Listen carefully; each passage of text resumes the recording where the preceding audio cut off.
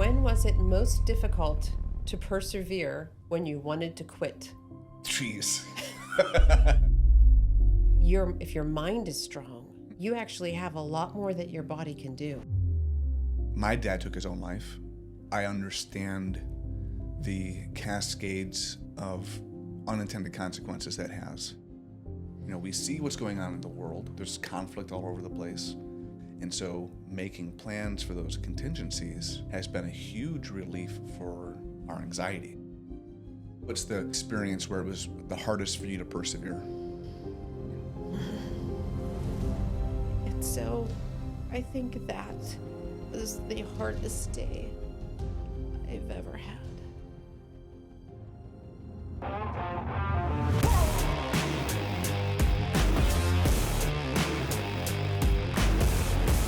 All right.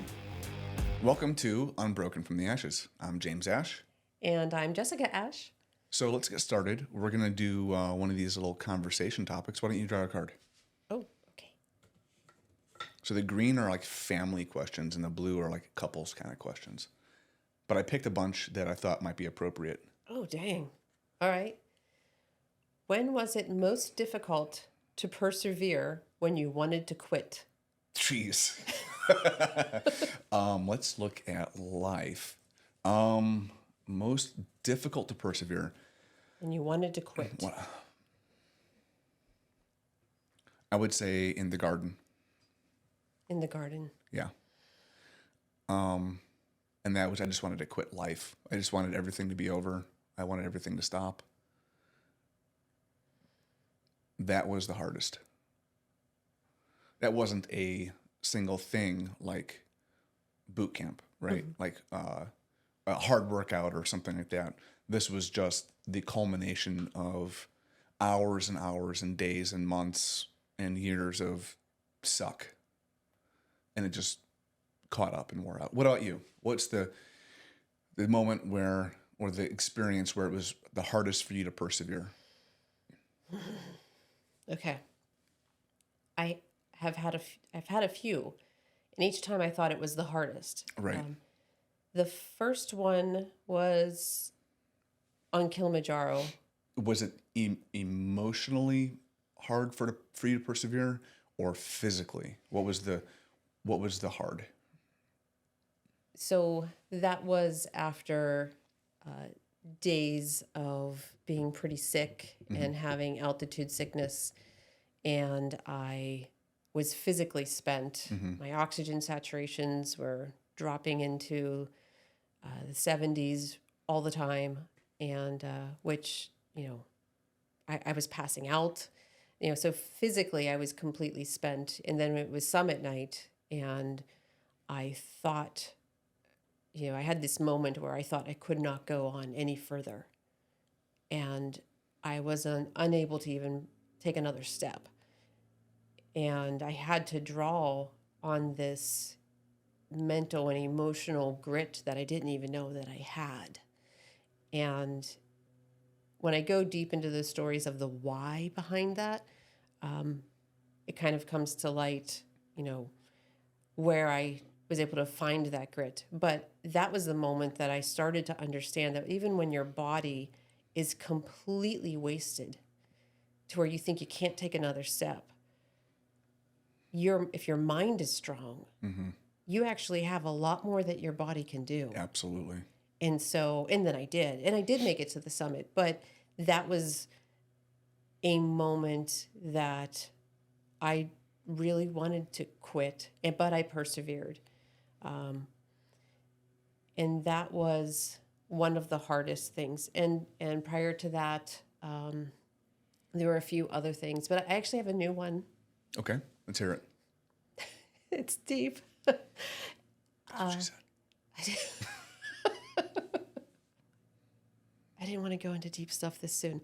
So that's also what she said. When I was out of town 2 months ago, and you had your blood work that came back, right? And I knew what it meant, and I didn't, and you didn't, and I knew that everything in our lives was going to change. I I knew that you were on this spectrum of bone marrow cancers. I didn't know for sure which one it was, but I thought it was multiple myeloma. And I prayed that it wasn't. I prayed it was. I prayed that you had lymphoma. Right. Right. And so I went through that, and then we got in very quickly to see a myeloma specialist, and it was essentially strongly suggested that it was going to be multiple myeloma. Right. And then the next day we got the results of your x-rays back, and they showed the bone lesions. And that was when I knew that not only did you have, myeloma, but you were already full-blown It was advanced.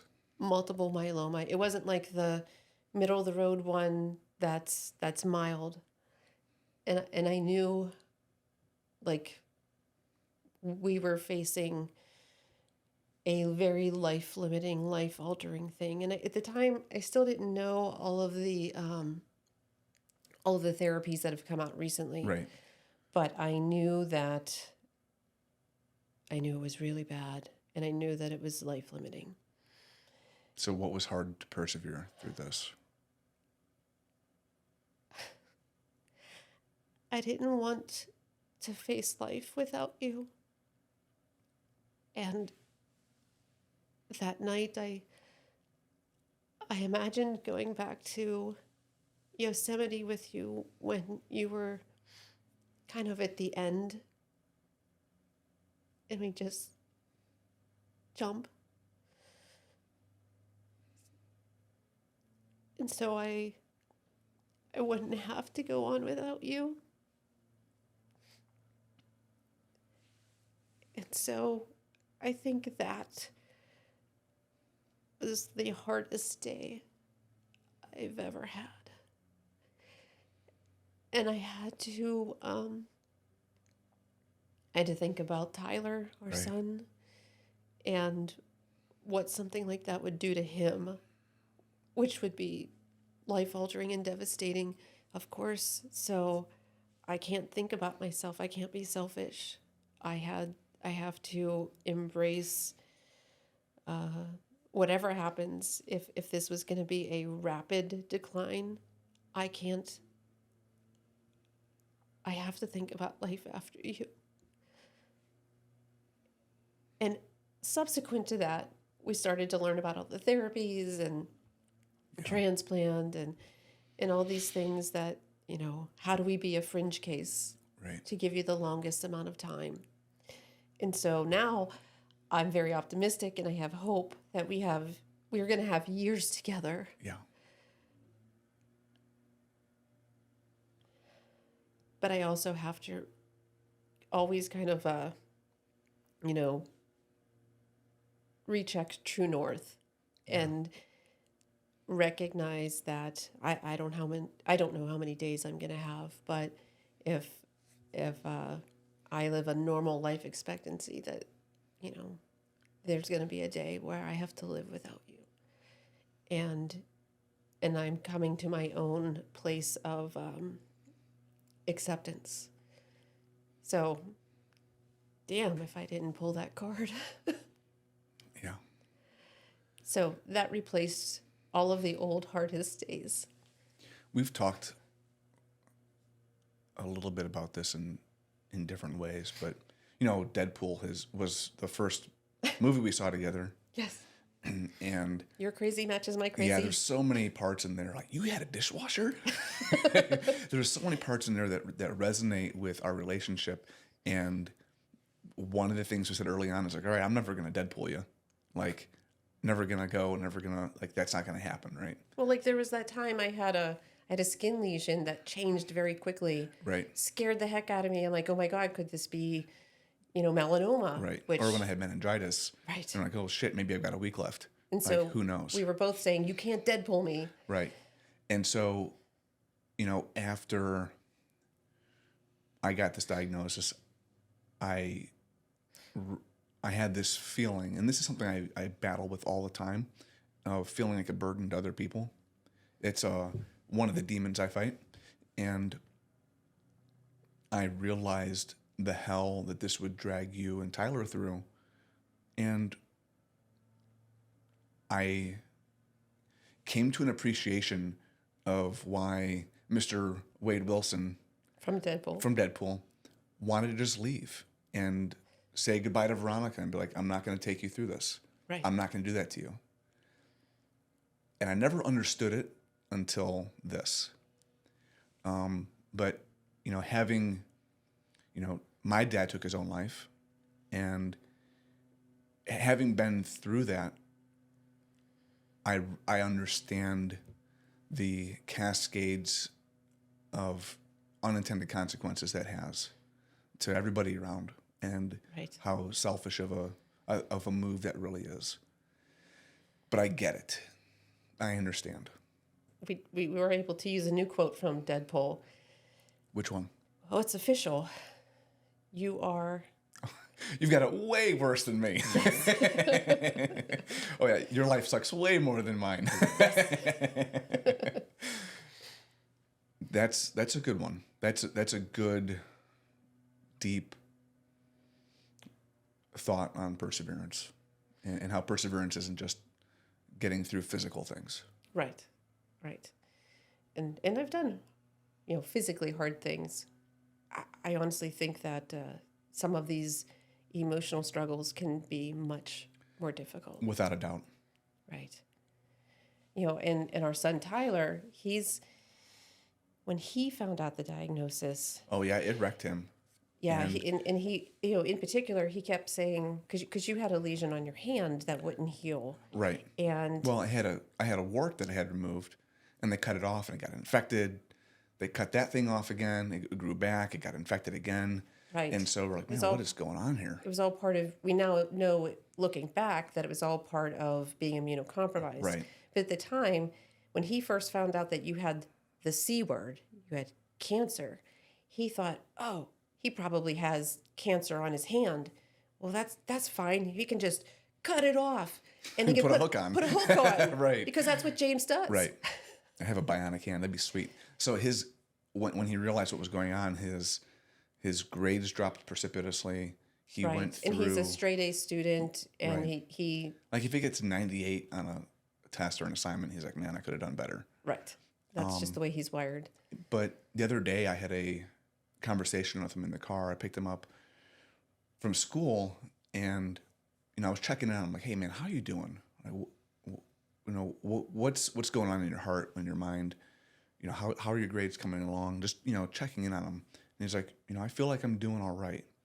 And he started sharing with me how he was taking this approach to manage his grades, because in the past, having poor grades gave him extreme anxiety. Like, it would debilitate him. He'd be stuck in his room. He wouldn't be able to live life. It would wreck him. And he walked me through on how he's making this battle plan on how to get his grades, back to where he wants them. And he said, I know I need to sleep better, so I'm going to make myself go to bed by a certain time. And I know that I need good nutrition to fuel my body, so I'm going to make sure I get enough protein and these things. But I still need to study, so I need to, and he started laying out very deliberate actions, not emotional, not anxiety driven. And it showed me how much he's matured in the years since I've gotten to know him. He's 16 now. I met him when he was 9. And I was just so impressed by how mature he is for his age, but I also saw something else in his ability to very logically plan and create these battle plans. And this is something that I have seen in you since the day we met. And, through the stories you've told on how you started making battle plans when you were in 2nd grade. I did. So let's talk about some of your battle plans, and let's tie that into some of the other stuff going on. I think it's funny. I call this battle plans, not knowing anything about battle in real life or combat or anything like that. Right. But very young, I would have very methodical approaches to things. I'd write it down, and I would actually write on the top of a piece of paper, usually colored, battle plan. because I wanted to have like this to-do list of how I was going to attack something. Right. And when we were getting ready for Mount Rainier, you made your battle plan, and I made a 5-paragraph military order. Right. Well, even planning for a hike. Right. Right. And so, here is a funny story. So we were trying to plan training hikes around Western Pennsylvania, and I was familiar with a lot of the more challenging ones because I have done this training before for other mountains and adventures. And so I told you about this place, the Laurel Highland Hiking Trail. It has the most aggressive first 6 miles, most aggressive piece of trail in Western Pennsylvania. And you have to get permits and that type of thing. Right. And so I told you everything that would need to happen. And then I wrote it all out in an email to you of like, this is what we're going to do. This is the permit I got for us, where we're going to stay. We're going to start at this mile marker. We're going to leave a car here. I had the whole thing mapped out in my battle plan. And then a few days later, you sent an email to you, me, and the other firefighters who were going on this. I think it was like a week or 2 later. It was a little while after that. You're trying to save face. A little bit. And you had listed almost verbatim what I had already outlined for you, and you gave me no cred. Right. And I was like, who is that? Can I swear? I think we can. And this is when we were first getting to know each other. Right. Right. Early in our friendship. Yes. And I'm sure I called you 4-letter words, like beginning with D. And I was pissed. I was pissed that you wouldn't even say, Jess gave me this information or whatever, or Jess set up this permit for us. Yeah. Nothing. Right. You just took all the credit. And I'm like, okay, he's one of those guys. Noted. So that's fine. I'm still, you are who you are. I don't care. So we go on this training hike. We go through the first day, and we had the permit for the 6 mile mark is where the campsite was. Right. And they're designated campsites, like campsite 1, campsite 2. And someone asked, which campsite are we going to be at? And you said, we're at campsite 5. I wanted to get campsite 6 because it's more remote, but it was already taken. And I went, no, we have campsite 6. And you're like, no, we have 5. Right. And then I started to realize what happened. And I'm like, dude, here, let me take the paper out of my pack. We have campsite 6 because I reserved it. And then I started to realize you never got my email. Yeah. And so you wrote this whole plan. What did you call it? The 5-paragraph? Like a 5-paragraph order. Yeah. And which was almost verbatim to what I had done. But you didn't give me credit because you had done the work. But I had also done the work. Right. And we ended up staying at campsite 6 because it was better. And I had the permit for it. And you had the permit for it, right? And you were embarrassed. I was very embarrassed. And but I was still proud because, like, man, we did all this work and it worked out. It did. It did. But when I realized the perception you had of me, I was like, oh man, she must think I'm a real ass. It was like one of the first times we were training, and I threw a knee and it knocked you down. Yep. I was like, oh man, she must think I'm like just kind of some kind of bully, or I need to push myself around. And you were definitely a dick in my opinion. Then I was like, oh, he has to show off. Like, this is what he has to do. And then you run across the room and you have your arms extended out and to help me out. Right. And I could see it was genuine. You didn't mean to do that. And as my hands slid up on your arms, my thumbs kind of found this space where your triceps, right between your triceps and your biceps, and my hands wrapped around your triceps. And I was like, ooh. Hi. Everything's okay. It's all better now. I'm not mad anymore. It's so funny. So battle plans have been something you've done from the time you were in 2nd grade and realized you needed to get a scholarship to go to college, like that you needed to go to college. That was a very elementary battle plan. Right. But you started But planning. I did start then. And then in high school when you realized you had to be valedictorian. Yes. So walk me through how battle planning how did that evolve in your life? on a grand scale, I know my big goal is have 100% in every class. And so how do I do that? That means I need to have, 100% on every test and break that down to what do I need to do weekly and then what do I need to do daily. So I started to figure out how to deconstruct a big goal into many little goals. And it came down to like a daily to-do list to build what I needed to achieve the weekly goal, to achieve the monthly goal, and then ultimately the grand goal. Right. So that was kind of my first experience with that. And, I've done this in a number of different parts of my life. When I first graduated from college and got my first job, I realized I had absolutely no concept of finances. I didn't know what a 401k plan was. All I knew was a checking account. I didn't know how to invest. I didn't know what a mutual fund was. I didn't know what an emergency fund was. So I got a bunch of books on managing money, and I started to learn about life insurance. That's what rich people do. And so that was the first time I put a battle plan on a fridge, because I was old enough that I had my own fridge, right? You had a fridge? I had a fridge with a freezer too. And I actually stuck it on the refrigerator and said battle plan. It was like my financial and getting set up in life battle plan. And I checked them all off. So I did it again with when I had decided to leave my ex. And that was a different kind of battle plan, because I kept it at work because obviously I couldn't put that one on the fridge. Right. And this was one where the consequences were grave if you didn't have a battle plan, or if you didn't follow through with your battle plan. Or if I let it out that I had even been thinking about this. Right.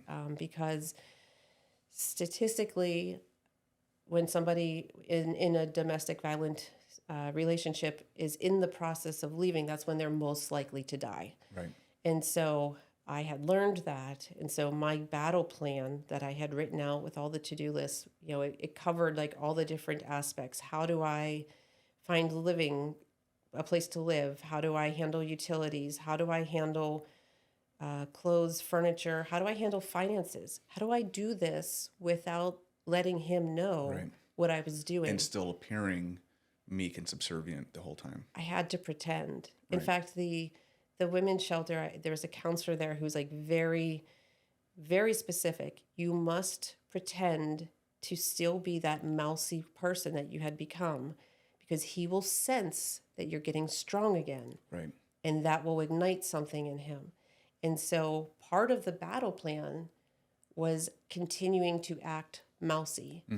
And, that's when I learned that I could be effective lying, because I normally think of myself as a terrible liar because I'm so expressive. But I would before I would walk in that house, I would just convince myself that I'm still there, still that person, and I would just be that person again. Right. So I didn't have to think about lying. I just believed it. And then when I was out of that environment and at work, I can go into a different zone and be that other person and go through that to-do list. And it was a long list of things I had. I have to meet with this lawyer and that lawyer, and I had to learn how do I get a protection from abuse. I had to do all these different things, and I had to time it all. I had to deconstruct it from the day that I was going to leave. Right, like reverse planet. Yes. Yeah. Yes. So that was a very big, quote, battle plan that I wrote out and had all the checklists and everything. So that was a big one. I found that for both you and me, planning and preparing helps us manage anxieties. We see what's going on in the world. We see things are different. There's conflict all over the place, and we have our own anxieties of what if this happens? What if that happens? And so making plans for those contingencies has been a huge relief for our anxiety.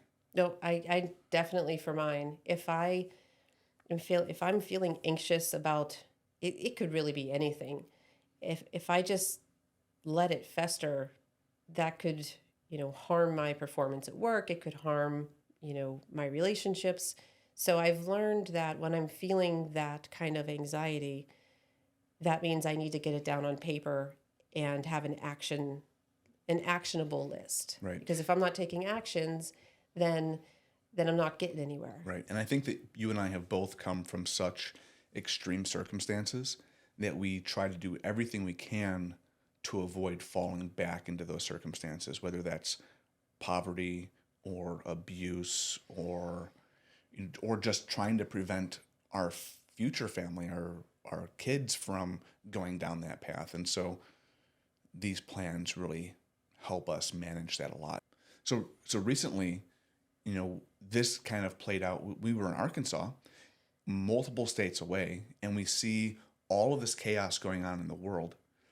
And we know that eventually the U.S. is going to get involved in this in some way, just the way things play out. So here we are. You and I are together in Arkansas. Tyler is here with Chrissy, your sister, and we don't know if planes are going to get grounded. We don't know if the U.S. is going to get involved in this immediately. Or if we're going to get attacked. Right. Are we going to be able to get home? How are we going to be able to get home? So all of these things are playing out, and you say, oh, you know what? We have the red binder. Right. And so in the past year, when, world tensions were getting a little, spicy, I made it's essentially like a binder. We called it the red binder because it's in a red binder. That's really original. But it's something that anyone could easily identify, and it has scenarios, situation levels, and what to do in that situation. Like it has, when situation is normal, what are the preventative maintenance things we need to do in the house, like changing the furnace filter? Yeah, it's kind of like the military, like DEFCON levels, right? Okay. But it's for our house. Okay. I don't really know the DEFCON levels, but I trust you. And so, so we had situation normal. We have situation elevated. Right. Well, it's not normal, but it's not critical. It's not chaos. Right. So what are the things you need to be thinking of and preparing for? And there's situation elevated, power goes out. Right. And, if the power comes back on in 6 hours, great. If it's out for more than 24 hours, there could be something going on. And so how do you determine that? Situation elevated, power out, no Wi-Fi, no cellular. That situation I considered very high risk. And there's a whole to-do list of whoever's in this house, whether it's us or Tyler or whomever, these are the things you need to do. And this is where everything's located. Right. Then we have like situation critical, like suddenly there's no rule of law or there's social chaos. Right. And there's situation critical bug in, like you're staying in the house. Right. And what if it's situation critical and you need to leave? Right. And then what would those circumstances be that would dictate that it's actually safer to be away than it would be safer to stay? Right. And so we kind of laid those things out, but we have this battle plan. Right. And we were able to, pull it up, email it to Chrissy and say, hey, here's what you guys do. We're not there. If things happen, follow the plan. And that really gave us a sense of peace. It did. Maybe we're crazy. Of course we're crazy. But your crazy matches my crazy. Exactly. And it made us feel like we had control of something. In the times of life when we have no sense of control, this helps. Right. And it brings calm to the chaos. Yeah. Right. And who was it who has the quote from World War II about planning? Oh, it's Eisenhower. Okay. Yeah. And this is a paraphrase. His quote was a little bit different, but he essentially said, plans are useless, but planning is everything. Right. I think that's pretty fitting. Yeah. And to break that down, it means kind of like Mike Tyson said, everyone has a plan until you get punched in the face. So your plans are probably going to fall apart at some point, but the process of planning. Right. That training. Yeah. Yes. It helps you think. It teaches you how to think of contingencies so that when things do go sideways, your mind's already primed to be able to process and course correct and and adjust fire. So what would that be the lesson for today? Is planning? I think so. Making a battle plan. Yeah. That's what I call it. Yeah. Non-military person. So if what I have found for me is that when chaos hits and it's something I've never considered before, if it's something that catches me totally off guard, it's hard to process. And it takes me a little bit longer to come out of that shock or that stagnation, right? But because we've done so much planning, we've done battle planning for years and years and years and years, it becomes much, much easier to say, all right, fuck it, I got cancer, we're going to roll with it. Or, right. Hey, we're in Arkansas and the world's, going crazy. What do we do? But we've had so much practice doing this that it helps us to redirect and refocus much faster. Yeah, I would agree with that. And we also did it for your cancer too. Right. And then right away, we stopped being, poor me. And okay, what are we going to do? What Right. can we control? Exactly. I started researching, you started researching, what lifestyle changes you can make. I'm looking for the best treatment centers. And, we both dove into it and came out with a new battle plan. Right. The Spare No Arrows plan. I love it. So here's what we're going to ask you guys.